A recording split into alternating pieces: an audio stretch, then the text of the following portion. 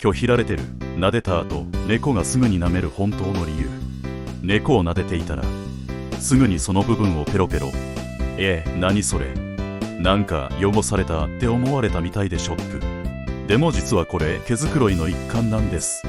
猫は自分の匂いを整える習性があるので、撫でられて匂いがついたと感じるとつい舐めちゃうんです。決して拒否じゃないので安心して大丈夫。保存して猫との距離の秘密を広めてね。